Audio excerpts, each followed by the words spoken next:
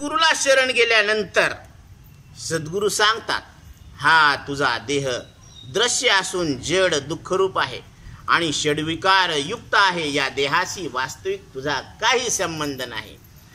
जीवा नाही कुडीचे लहाते, ये भिन्न भिन्न पंचभूते. रचते खचते संचिते, फलकटरीते आसार. जसं भिंत रचली, पाणी पडलं की खचली, पडली ना, घसरली. म्हणून जे परमार्थामध्ये येतात ते ऐकतात, ते एखाद्या वेळेस व्यवहारामध्ये घसरू शकतात पण पसरत नसतात.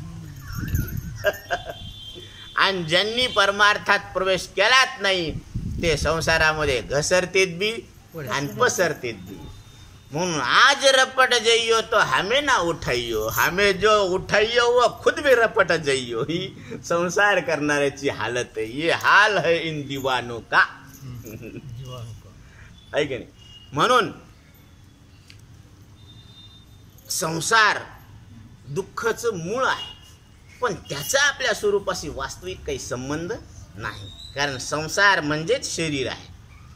कारण जन्मणं आणि मरणं याला काय म्हटलेलं आहे? संसार. संसार म्हणजे भांडे कुंडे चूल माती हे नाही बरं का. संसार म्हणजे जन्म मृत्यू. केवळ आपल्या खऱ्या स्वरूपाच्या अज्ञानामुळे सुख दुःख कर्तृत्व भोक्तृत्व वगैरे जे मूळचे अंतकरणाचे धर्म ती तू भ्रांतीच्या योगाने